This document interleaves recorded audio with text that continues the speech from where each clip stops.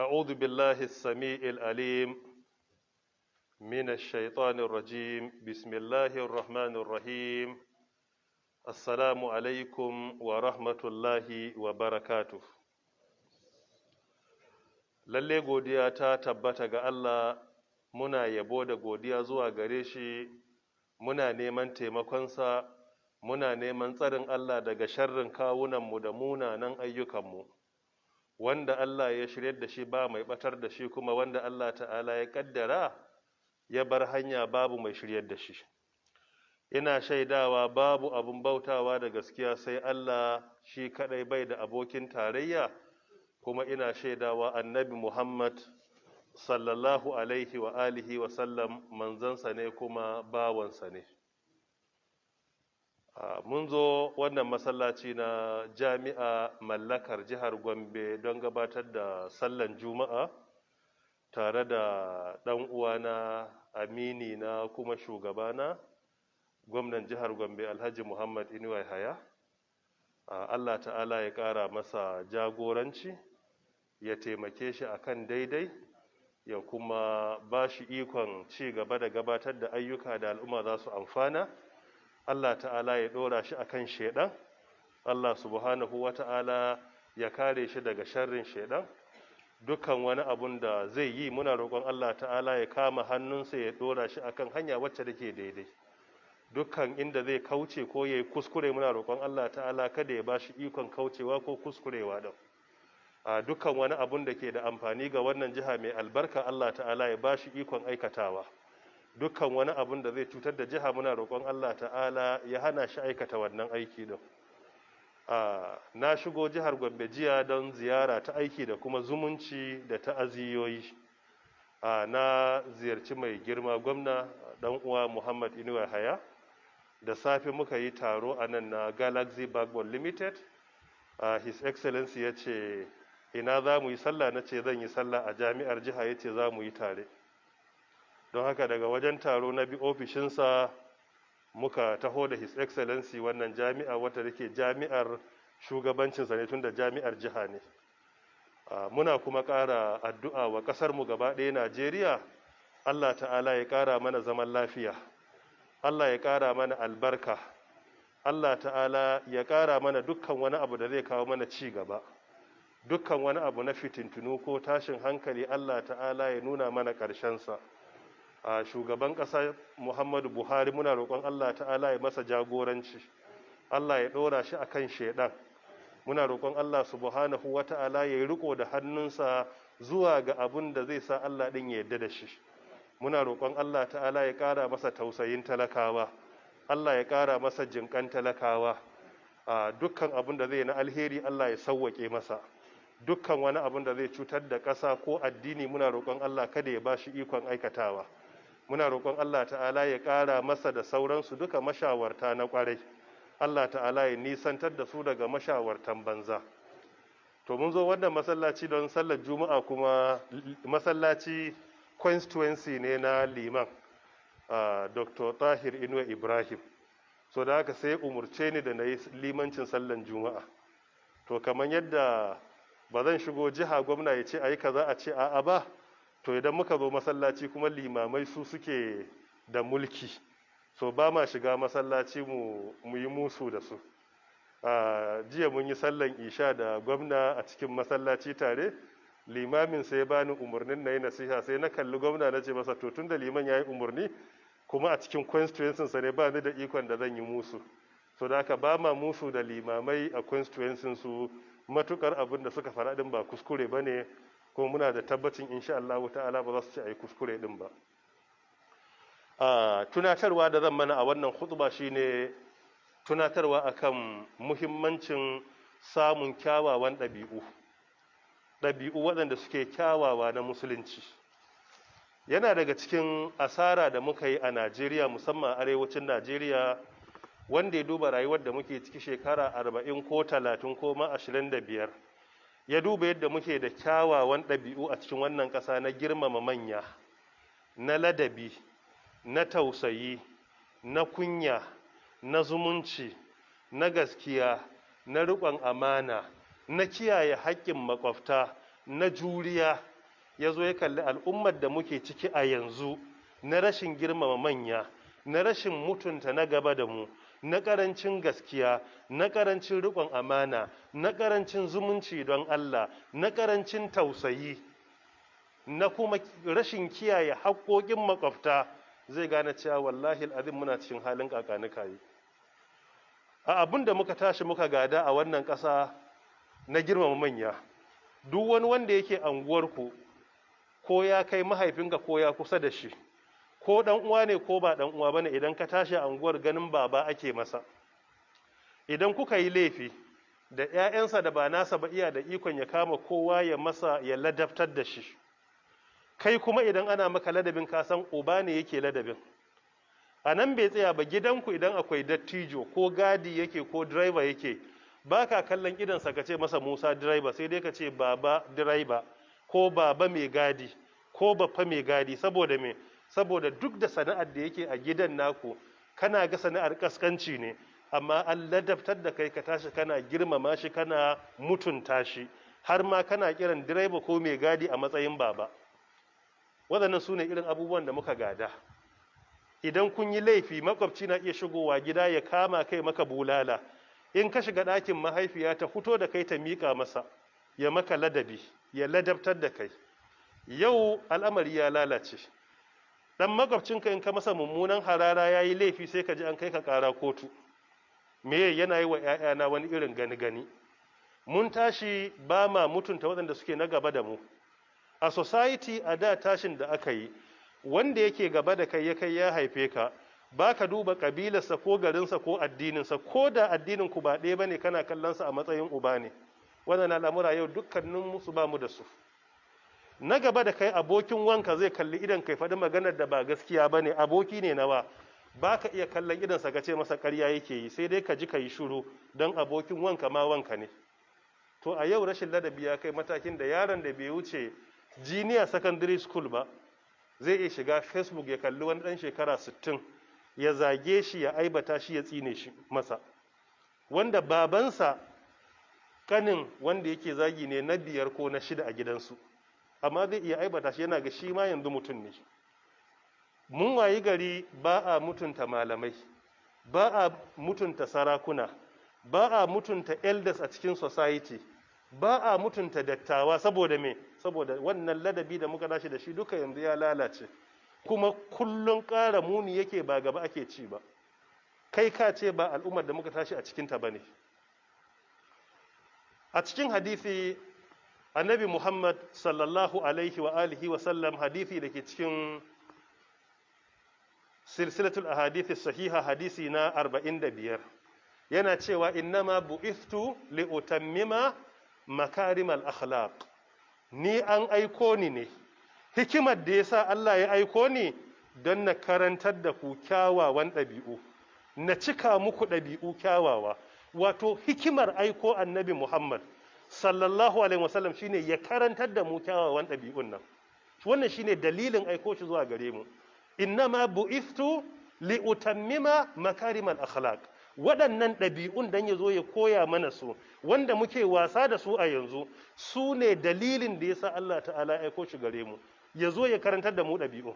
Don haka in ka duba rayuwarsa, za ka ga akwai girmama na gaba. Mu duba wasiƙa da ya aika Hirakil sarkin Rum a cikin kitabu Badi'il Wahayi na Bukhari, a wani bugu ya zo a hadisi na 3. Ka duba wasiƙa yake tura mana, zai masa da'awa zuwa ga musulunci, amma yace ila azimin Rum, ila azimin Rum. Kalmar azim, wanda Allah da kansa yace shine al-azim, amma manzon Allah sai yake da kalmar al-azim bin nakira, yana siffata shugaban da yake ba musulmi bane. Don me? Don ya kira shi zuwa ga addini. Kuma in ka bi wasiƙar za ka ga kalmomi na me, na mutuntawa da girmamawa da kuma ƙoƙarin rarrashinsa, don ya gane kyan musulunci, ya amsa, don a gudu tare, a tsira tare, a shiga aljanna tare. Shi yasa Allah ta'ala ya bayyana mana annabinsa da cewa wa innaka la'ala khuluqin azim a cikin suratul qalam aya ta 4, cewa lalle kai annabi Muhammad kada kan kyawawan ɗabi'u kyawawa. Annabi Muhammad sallallahu alaihi wasallam yana kansu. Duba littafin Shama'ilun Nabi, ka duba irin ɗabi'unsa, ka duba kyan ɗabi'unsa, wanda ɗabi'un nan yanzu duniya ya dace ta yi koyi da su.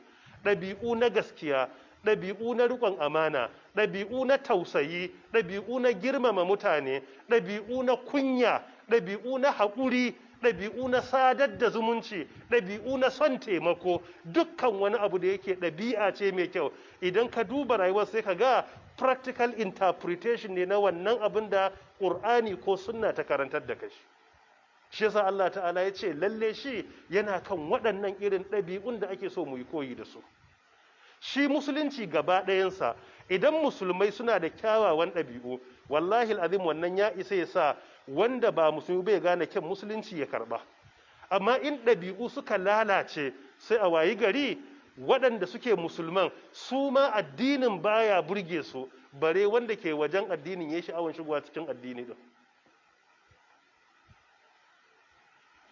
A cikin hadisi annabi sallallahu alaihi wasallam ya karantar da mu wasu kyawawan ɗabi'u guda uku, wanda shine ƙashin bayan magana, da ya ce dukkan mutumin da yake so Allah ta'ala ya so shi, kuma manzon Allah sallallahu alaihi wasallam ya so shi, ya ce waɗannan mutane dole sai sun kiyaye wasu ɗabi'u muhimmai guda uku. In kuntum tuhibbuna ay yuhibbakumullahu wa rasuluhu fahafizu ala khisalin thalathin. Yace in dai da gaske kuna son Allah ya so ku kuma manzon Allah ya so ku, sai kun kiyaye ɗabi'u guda uku. Hadisin iya cikin silsilatul ahadith sahiha na Sheikh Muhammad Nasiruddin Al-Albani rahimahullah, hadisi na 2996. Yana cewa waɗannan ɗabi'u na farko yace ada'il amana, sidikul hadith, gaskiyar labari. In dai kuna so Allah ya so ku, to ku zama masu gaskiyar labari. Duk ɗaci da kunci kar kai zuƙi ta malle, ka faɗi gaskiya. Duk wanda kake tare da shi, babanka ne, mahaifiyarka ne, malaminka ne, abokinka ne, shugabanka ne, ya shaide ka da baka masa ƙarya. Duk wahala, duk yadda ba zai ji daɗi ba, ko da kuskure ka yi admitin ka yi kuskuren, ka ba da haƙuri. Ya fi sa hankalinsa ya kwanta ya yafe maka, zan ya kalli ƙwayar idanka ya ce ba haka bane, ka ce wallahi haka ne, kuma shi ya san ƙarya kake yi.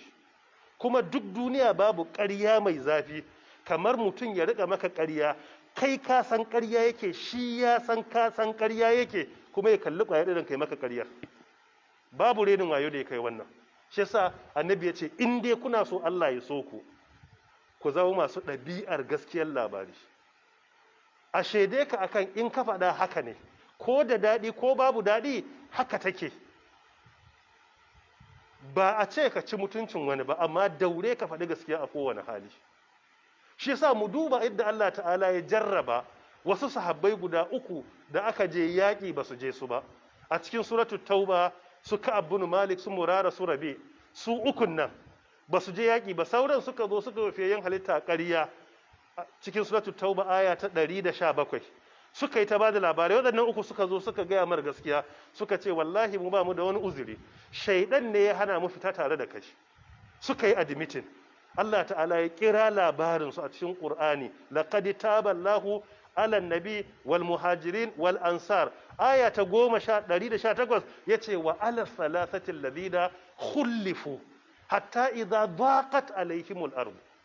Mutane uku nan da aka juya musu baya, su uku ne ba su je ba, sauran suka ba da uzurin ba gaskiya ba, su kuma suka yi admitin cewa shaidan ne ya hana su, ita ce gaskiyar. Akan wannan aka musu azaba, fiyayyen halitta ya hana sahabbai su musu magana, aka kaurace musu, iyalansu suka bar su suka koma gidajen iyansu suka zauna. Bayan gari ya musu zafi, waɗanda suke makiya fiyayyen halitta suka aiko musu daga wata ƙasa, ku zo wajenmu, ku zo mu zauna tare da ku. Ba a rasa waɗannan ƙungiyoyi wanda suke ga wasu 'yan da'awar kare haƙƙin bil'adama ne. Suka ce ku zo za mu ba ku mafaka, ku bar shi mana, me zai walakanta ku da me fi ku? Suka ce a ba za mu je ko ina ba, mu za mu zauna da fiyayyen halitta sai yadda ya damu.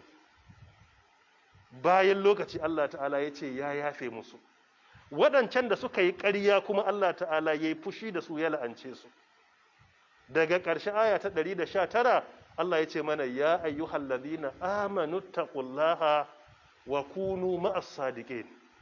ya ku masu imani ku yi takawa, ku zama tare da masu gaskiya, kowane hali kuke ciki ku faɗi gaskiya. Malam Sa'adu Zunguri na cewa in za ka faɗi gaskiya, komai taka jama ka biya. Komai ya faru gare ka in dai gaskiya ka faɗa to riba ka ci. Kuma ita gaskiyar nan ɗaya ce, kuma in an faɗe ta ba ta neman ado, kamar yadda yake cewa gaskiya ba ta neman ado ko na zaƙin muryar zabiya. Ƙarya ne mai launi bakwai, ga fari da baƙi ga rawaya, ga kore ga kuma algashi, toka-toka da jasun garwaya. Amma ita gaskiya ita kaɗai ne ba ta neman ado. Kuma yace mu dai haƙƙin mu gaya muku, ko ku karɓa ko ku yi dariya. Dariyar ku takan zam kuka gaba da nadamar mai ƙin gaskiya, amma gaskiya ba ta neman ado ko na zaƙin muryar zabiya. So ita gaskiya duk ɗacinta in ka faɗe ta Allah ta'ala zai so ka. Akwai wuraren da aka yi istithna'i, idan ka yi sulhu tsakanin mutane ne biyu, a nan shari'a ta halatta ka faɗi maganar da abin ba haka yake ba don ka yi sulhu. An samu sabani tsakanin Muhammadu da Ibrahim, ka yi ƙoƙarin a gyara, kana gamuwa da Muhammadu sai ka ce na gamu da Ibrahim, ya ce a gaishe ka, kuma ya ce da Allah a baka haƙuri, shi ya yafe ma kai ma ka yafe masa. Sai ka je ka samu Ibrahim ka ce yanzu na garbar Muhammadu, wallahi ya ce a baka haƙuri, ya yafe maka kuma kai ma don Allah ka yafe masa. Sai ka yi ta kai kawo tsakaninsu kana faɗin labari mai daɗi, har ka yi ƙoƙarin haɗa tsakaninsu a fahimci juna, a yafe wa juna. In dan sulhu ne, shari'a ta baka daman ka faɗi abin da zai kawo gyara, ba ɓatawa ba, don a zauna lafiya. To yau kuma kishiyar haka ake yi, ba so ake a zauna lafiya ba, ɗabi'u sun lalace. Me kai kawon so yake ƙara sa gaba da rabawa, ba yi ƙoƙari ya ga an fahimci juna ba. Ga iyalinka ya halatta ka yi wannan, ka ɗan ƙura a daka ka soyo mata wani ɗan turare naira 3,000, tana ɗaga ka ce nawa ne, zaka ce 13,000.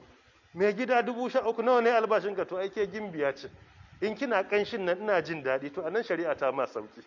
Abin da ya shafi gyara aurenka, in auren za a gyara, ta zo ta same ka kayi tagumi kana ta me ya faru, ce kawai tunani nake yanzu wata ran fa Allah ya ga dama sai ya dauki rayuwarki ya bar ni, yayi zan yi ne. Wataƙila kana tunanin bashin da ake binka ne, amma sai ka gaya mata ga sai ta ce haba mai gida Allah ya bar mu tare. To anan ya halatta dan abin da za ka yi a gyara aure. Waɗannan wuraren shari'a ta ba da sauƙi a kai, amma koma bayan wannan cikin rayuwa wajibi ne mu faɗi gaskiya. In ko ba za ka yi faɗan gaskiya ba, ƙarya za ka yi, to gara ka yi shiru, ko me zai faru gara ka haƙura ba ka yi magana ba. Annabi ya ce na biyu, idan kuna son Allah ya so ku, a same ku da ada'il amana, shine duk amanar da aka ba ku kiyaye ta. Amana ne na magana, amana ne na mutum, amana ne na kadara, amana ne na dukiya, amana ce na matar aure da ka aura, amana ne na 'ya'yan da Allah ya baka, don dukkaninsu amana ne. To duk amanar da aka baka karka ci amana. In mace ne aka baka aure, to ka mutunta ta, ka mutunta iyayenta, ko da ta bata maka rai karka taɓa mutuncin iyayenta, duka kiyaye amana ne. In 'ya'ya ne ka musu tarbiyya ta nagarta, ka sa ido a kansu ka sun zama salihan bayi, duka wannan kiyaye amana ne. Idan magana ce aka baka, amana ne. A sunna idan mutum, annabi ce idan mutum kana magana da shi sai yana gaya maka, sai yana dan kallo kada wani ya ji, idan tafata kawai sai juya haka, wato iya gaya maka abin da ya gaya maka nan bai so wani ya ji, annabi ya ce to ta zama amana wannan maganar. Ba sai ya ce ma kar ka gaya wa kowa ba, matukar ka fahimci abin da yake gaya maka na damuwarsa ko sirrinsa yana kallon gefe da yake kokarin kauce wani ya ji, to amana yake baka.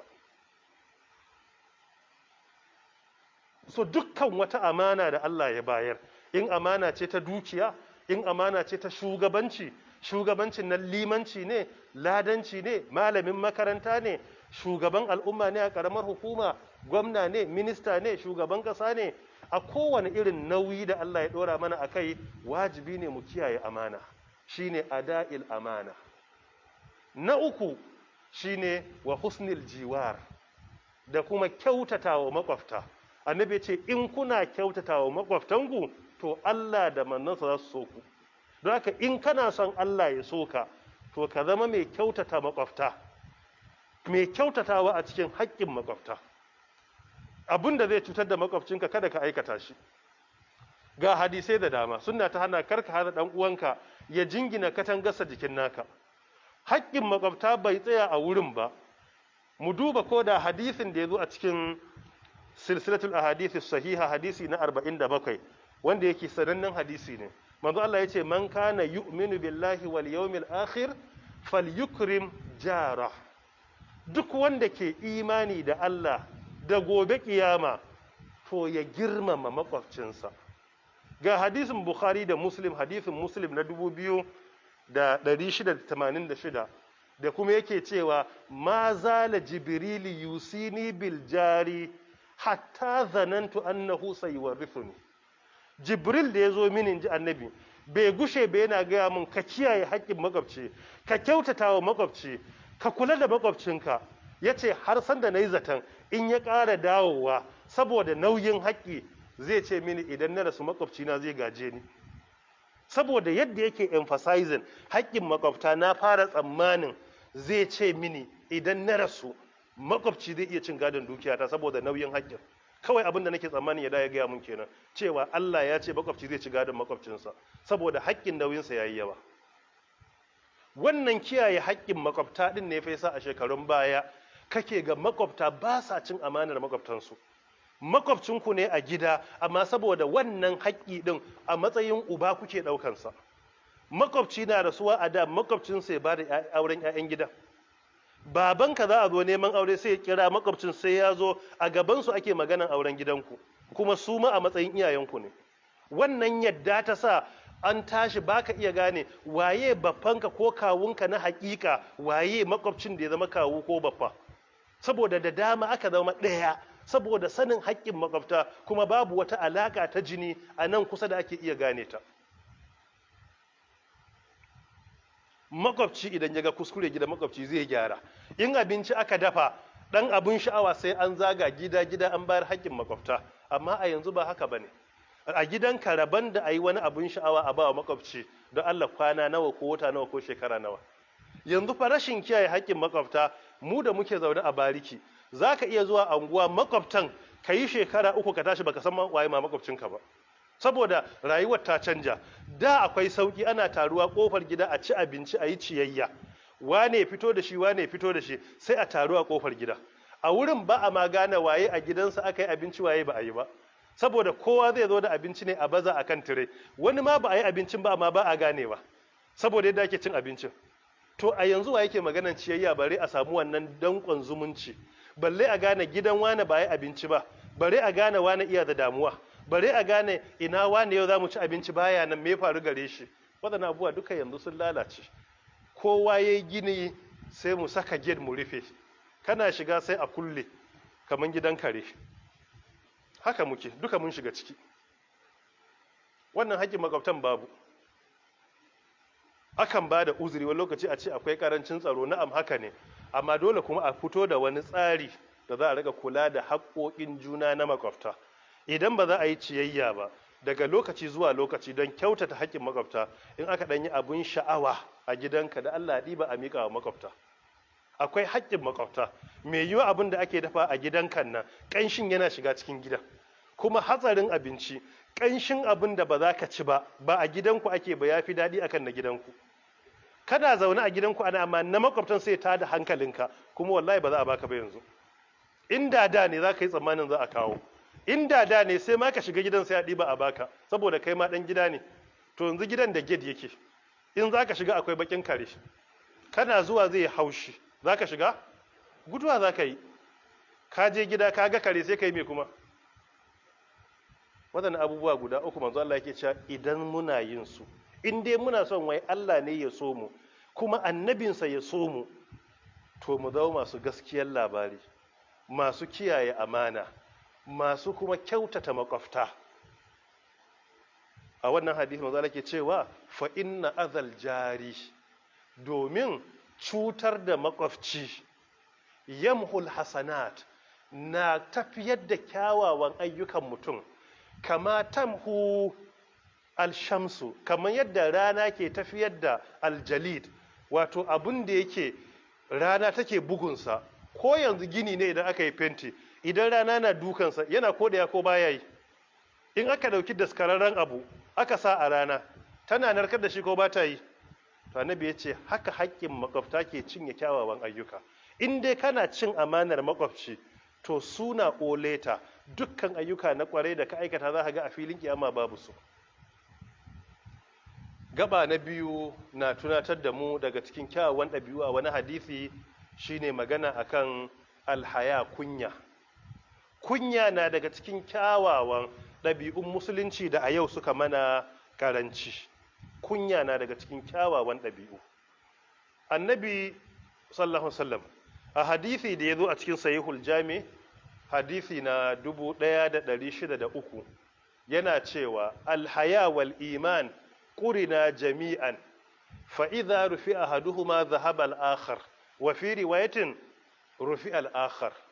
Annabi ya ce da kunya da imani an gwama su waje ɗaya, haka suke, kunya da imani. Ga kunya ga imani yadda ka san Hassan da Usaini haka suke waje ɗaya, a haɗe suke. Annabi ya ce duk inda mutum ya yi wasa aka zara ɗaya a zuciyarsa to ɗayan baya zama, guduwa yake yi.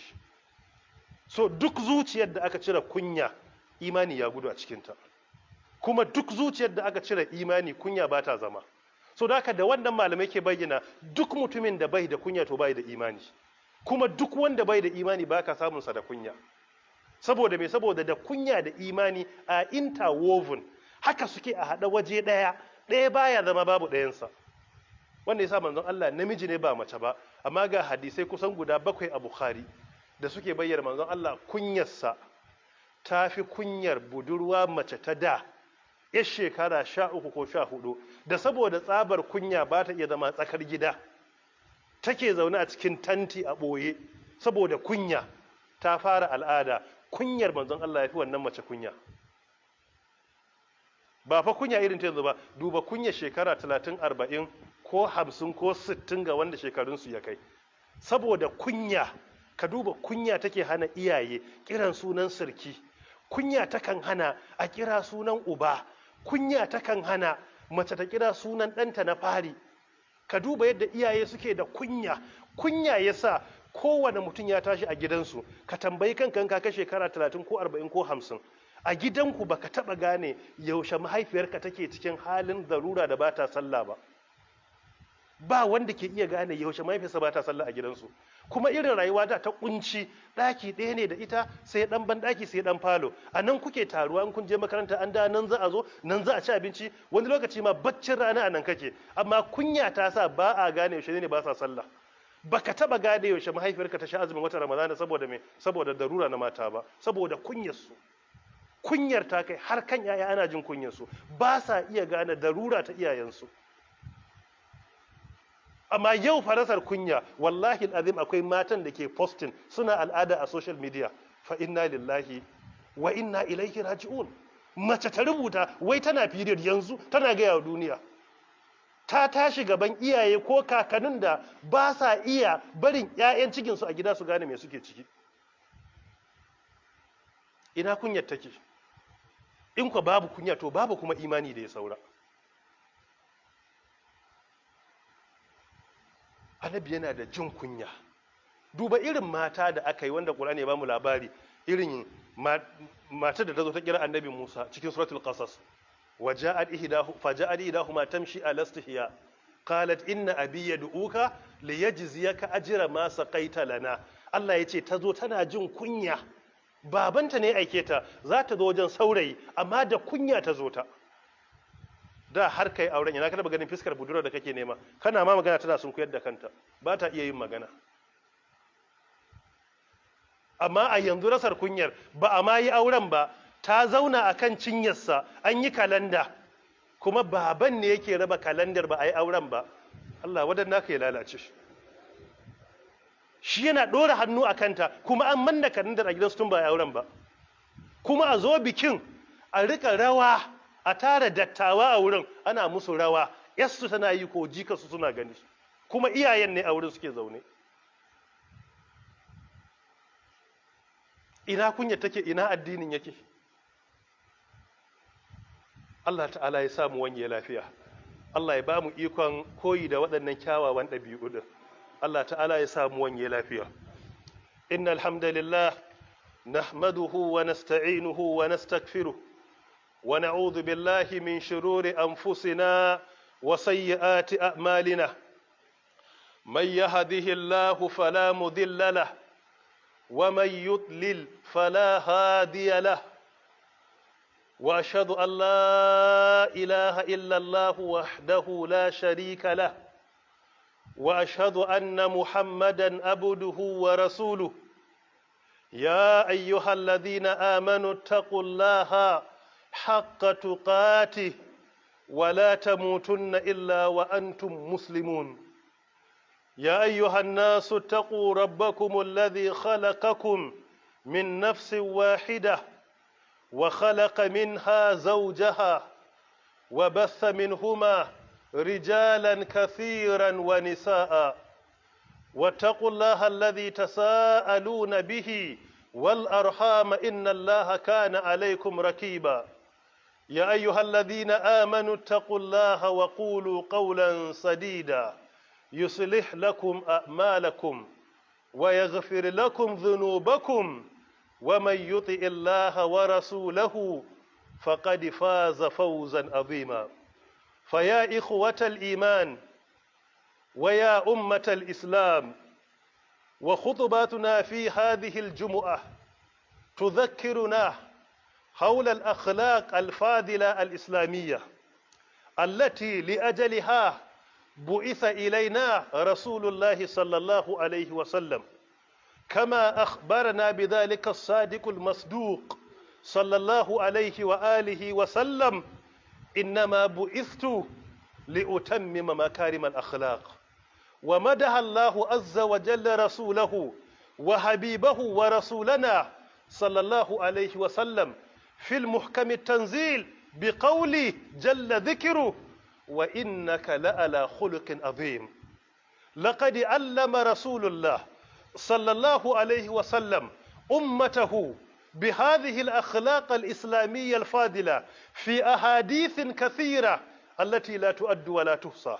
ومن هذه الأحاديث يقول صلى الله عليه وسلم: إن كنتم تحبون أن يحبكم الله ورسوله حافظوا على خصال ثلاث: أولا أداء صدق الحديث، ثانيا أداء الأمانة، وثالثا حسن الجوار.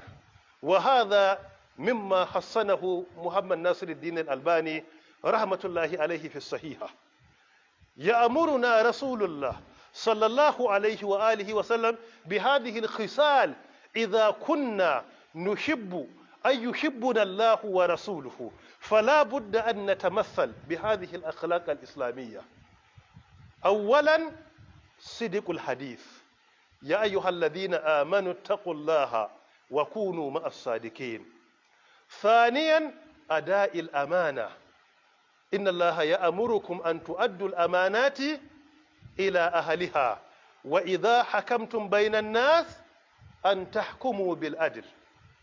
ثالثا حسن الجوار: فلا بد أن نتمثل بحسن الجوار، كما قال صلى الله عليه وسلم: ما زال جبريل يوصيني بالجار حتى ظننت أنه سيورثني.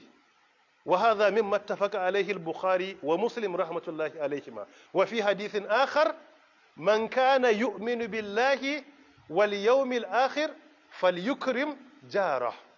ربنا آتنا في الدنيا حسنة وفي الآخرة حسنة وقنا عذاب النار.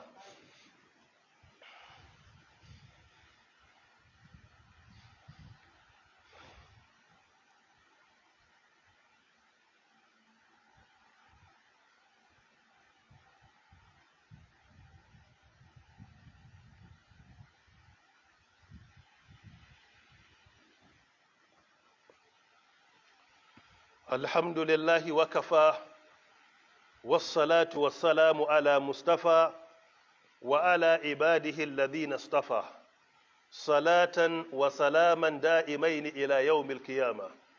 يا أيها الذين آمنوا اتقوا الله ولتنظر نفس ما قدمت لغد واتقوا الله إن الله خبير بما تعملون ولا تكونوا كالذين نسوا الله فأنساهم أنفسهم أولئك هم الفاسقون لا يستوي أصحاب النار وأصحاب الجنة أصحاب الجنة هم الفائزون اللهم اجعلنا منهم.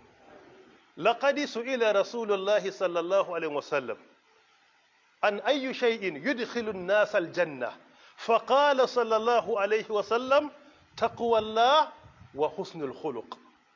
ومن هذه الأخلاق الإسلامية الطيبة النبوية التي يجب علينا أن نتمثل بها أو يجب أن يتخلق بها الحياء. يقول صلى الله عليه وسلم في صحيح الجامع الحياء والإيمان قرنا جميعا فإذا رفع أحدهما رفع الآخر وفي رواية فإذا رفع أحدهما ذهب الآخر. في جوف أو في قلب الذي لا فيه الحياء لا يوجد فيه الإيمان. كل قلب الذي خلا من الحياء والله العظيم لا يوجد فيه الإيمان. وهكذا كل قلب الذي لا يوجد فيه الإيمان فلا يوجد فيه الحياء، لأن الحياء والإيمان قرنا جميعا.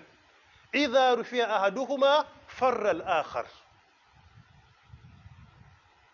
اللهم صل على محمد وعلى آل محمد كما صليت على إبراهيم وعلى آل إبراهيم إنك حميد مجيد. اللهم آت نفوسنا تقواها وزكها أنت خير من زكاها أنت وليها ومولاها. اللهم إنا نسألك الهدى والتقى والأفاف والغنى.